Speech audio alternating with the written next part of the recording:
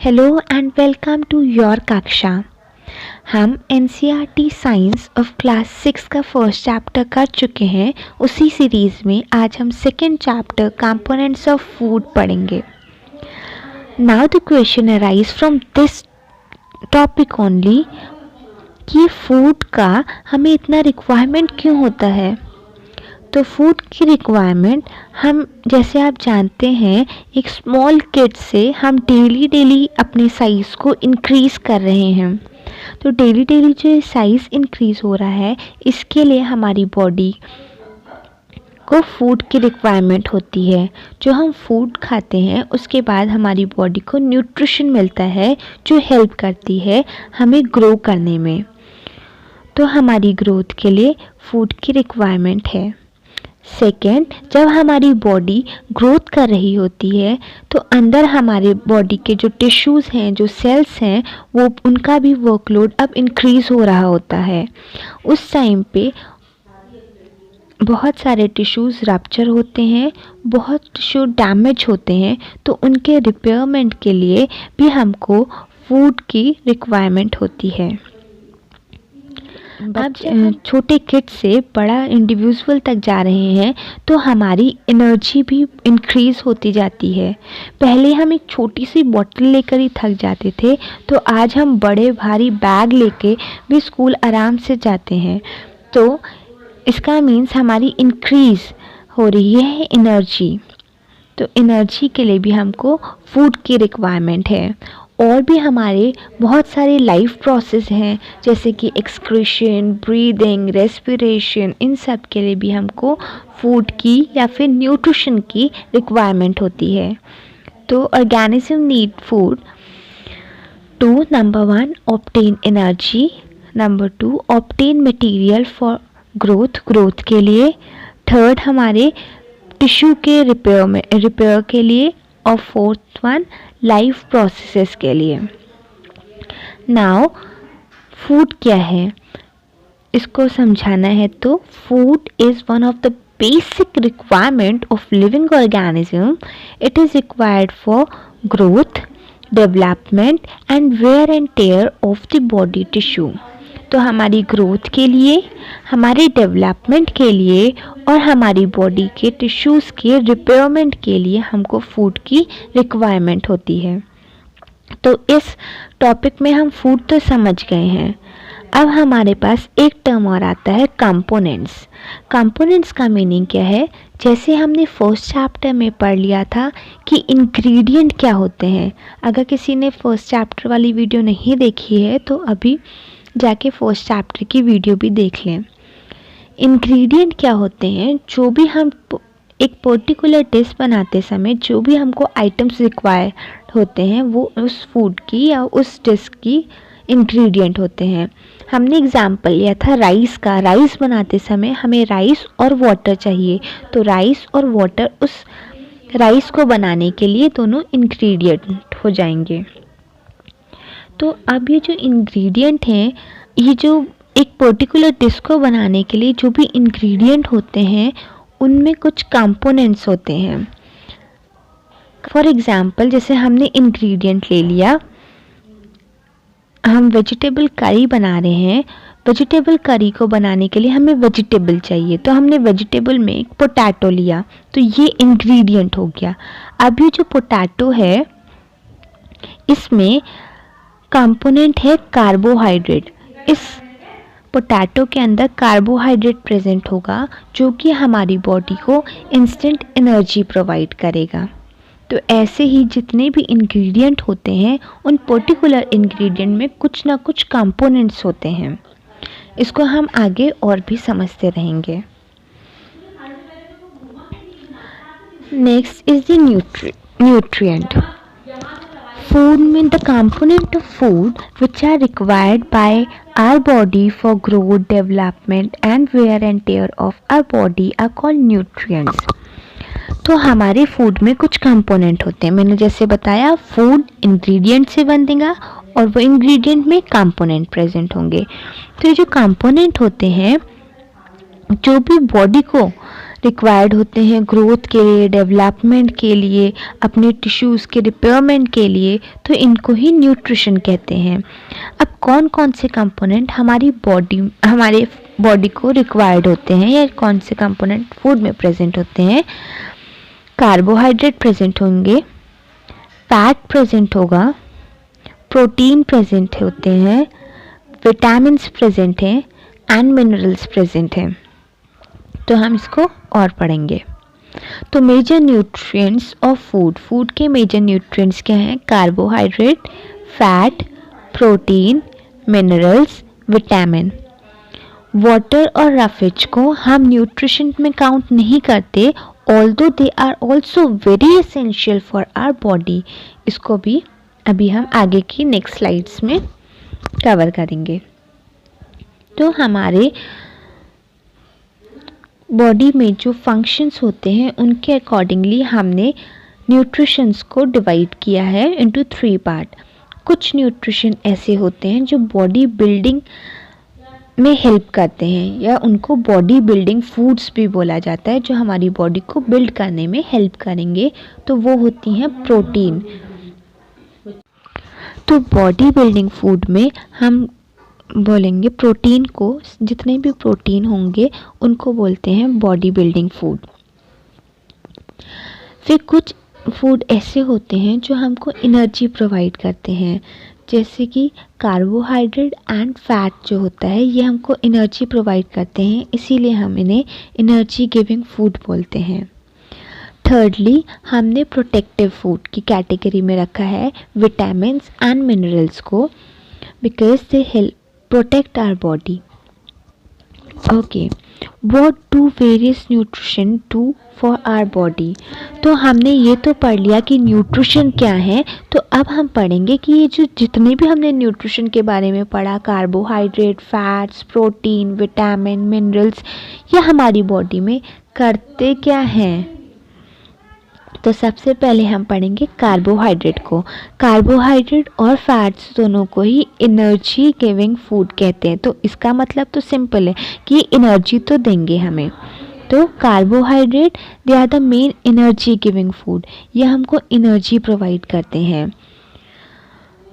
Main carbohydrate क्या होंगे? Starch और शुगर। जो भी स्टार्च या शुगर है वो सब मेन कार्बोहाइड्रेट होंगे। इसके एग्जाम्पल में लर्न कर सकते हैं पोटैटो, एनर्जी मिल जाएगी। ये और एग्जाम्पल हैं कार्बोहाइड्रेट के, जैसे कि बाजरा, राइस, वीट, स्वीट पोटैटो मतलब दोनों टाइप के पोटैटो तुम्हारे को कार्बोहाइड्रेट प्रोवाइड करेंगे। Sugar cane, papaya, melon, mango. Okay, इनको अगर आपको कुछ एग्जाम्पल्स ऑफ कार्बोहाइड्रेट लर्न करने हैं तो इसके लिए एक निमोनिक है PM रिच। PM रिच का R ले लो, RIC, ठीक है। तो P से लर्न करना पोटैटो, P से स्वीट पोटैटो, ऐसे लर्न कर लेना potato, sweet potato and papaya. Potato, sweet potato, papaya, P से M से लर्न कर सकते हैं मेलन, मैंगो। और रिच RICH की जगह लगा देना RICE, राइस। तो PM रिच से लर्न कर सकते हैं कि क्या क्या कार्बोहाइड्रेट के सोर्स हैं।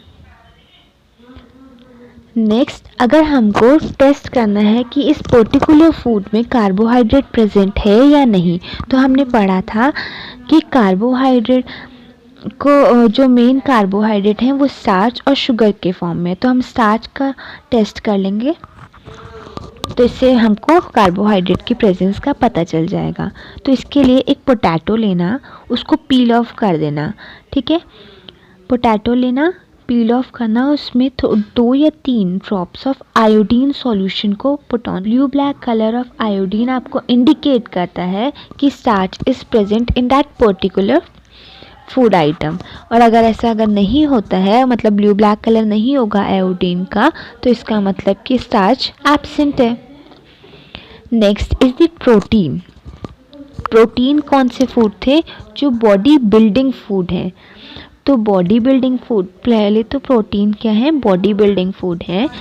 दे help wear and tear of body tissue, जो भी बॉडी टिश्यू के रिपेयरमेंट के लिए प्रोटीन हेल्प करते हैं। इसके अगर एग्जाम्पल हैं, जितनी भी तुम्हारी पल्सेस हैं वो मेनली रिच होती हैं इन प्रोटीन। तो एग्जाम्पल में आ जाएंगे पल्सेस, मूंग, पी, मीट एक्सेट्रा। अब जो प्रोटीन के कुछ और एग्जाम्पल हैं, कुछ एग्जाम्पल प्लांट के थ्रू जो प्रोटीन मिलता है और कुछ एनिमल के थ्रू जो प्रोटीन मिलता है। जो प्लांट के थ्रू मिलता है, मैंने जैसे पहले ही बताया था कि जो मोस्टली दाल्स होती हैं that are rich in protein, तो gram, moong, bean, soybean, pea, इन सब को लर्न कर लेना रिच सोर्स ऑफ प्रोटीन के लिए। अब जो एनिमल सोर्स है वो यहाँ पे हैं। तो सबसे पहले एग में मेनली 2 पार्ट होते हैं। एग एक एल्ब्यूमिन जो वाइट इन कलर होता है, और सेकंड योक जो येलो इन कलर होता है। ये जो येलो इन कलर है योक, ये रिच होता है फैट में, और जो ये एल्ब्यूमिन है जो वाइट कलर का होता है वो रिच होता है प्रोटीन में। तो एग वाइट ये होता है रिच इन प्रोटीन, तो इसके थ्रू आपको प्रोटीन मिलेगा। सेकंड मिल्क, फिर पनीर, फिश, मीट, ये सब प्रोटीन के अच्छे सोर्स होते हैं। अगर अब हमको प्रोटीन का टेस्ट करना है तो प्रोटीन के टेस्ट अगर आपको करना है तो एक टेस्ट ट्यूब में थोड़ा सा फूड आइटम को ले लेना, उसका थोड़ा सा उसको ग्राइंड करके पेस्ट बना देना।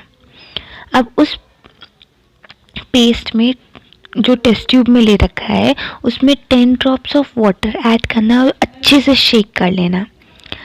उसके बाद 2 ड्रॉप आपको डालना है कॉपर सल्फेट का, और देन 10 ड्रॉप डालना कॉस्टिक सोडा का, फिर अच्छे से शेक कर लेना। ये जो टेस्ट होता है इसको प्यूरेट टेस्ट भी बोलते हैं। इसको अच्छे से शेक कर लेना। अगर कलर पर्पल कलर आएगा तो डैट मीन्स कि इस फूड में प्रोटीन प्रेजेंट है, और अगर पर्पल कलर एब्सेंट है तो मीन्स कि इस जो भी फूड आइटम है उसमें प्रोटीन एब्सेंट है। ओके, तो ये डायग्राम के थ्रू देखना। ये टेस्ट ट्यूब लिया, टेस्ट ट्यूब में कुछ ग्राइंड में 10 ड्रॉप्स ऑफ वाटर ऐड कर लेना। उसके बाद प्रॉपरली शेक करना। उसके बाद copper sulphate and 10 drop of caustic soda को ऐड करके प्रॉपरली शेक करना। उसके बाद वायलेट कलर अगर आपको दिख रहा है तो that means protein is present, और अगर वायलेट कलर नहीं आया तो protein is absent. Next is fat. तो फैट भी हमारे एनर्जी गिविंग फूड है, कार्बोहाइड्रेट एंड फैट दोनों ही। तो fat they are also energy giving food but they provide us more energy as compare to carbohydrate. तो कार्बोहाइड्रेट के comparison में फैट से ज़्यादा एनर्जी मिलेगी। तो इसमें प्लांट सोर्स, अगर फैट के सोर्सेज लिखे हैं, plant source and animal source. Plant source वो होते हैं जो हमको प्लांट के थ्रू मिलता है, और एनिमल सोर्सेज जो एनिमल के थ्रू हम जो भी फूड आइटम लेते हैं जिसके थ्रू हमें फैट मिलेगा, they are known as animal source of getting fat. तो प्लांट सोर्स में हमारे ग्राउंडनट हैं, सोयाबीन ऑयल, कोकोनट ऑयल, तो मतलब जितने भी ऑयल्स हैं तुम्हारे वो सब फैट्स में आएंगे। और जो एनिमल सोर्स है उसमें बटर, घी, मीट, ये सब फैट प्रोवाइड करेंगे। अब हम पढ़ेंगे कि कैसे हम फैट का टेस्ट कर सकते हैं। तो एक पेपर लेना और उस पे उस फूड आइटम को लेना जिसको आपको चेक करना है कि वेदर फैट इज़ प्रेजेंट और नॉट। उस फूड आइटम को उस पेपर पे क्रश करना, प्रॉपरली करना कि पेपर ना फटे।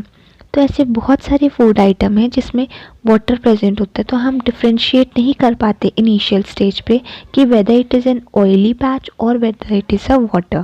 तो थोड़ी देर उस पेपर को ड्राई होने के लिए छोड़ देना। आफ्टर सम टाइम इस पेपर को ऐसे पोजीशन में होल्ड करना कि लाइट की तरफ इस पेपर को होल्ड करना। अगर ऑयली पैच आपको क्लियरली विजिबल होगा, वाटर होगा तो उसमें कुछ ऐसा नहीं दिखेगा। अगर ऑयली पैच आपको दिख रहा है तो डैट मीन्स उस फूड आइटम में फैट प्रेजेंट है। अब विटामिन्स, ये हम नेक्स्ट वीडियो में करेंगे। तो अगर आपको अभी तक का वीडियो का एक्सप्लेनेशन समझ आया तो please do like, share and subscribe your channel, your कक्षा।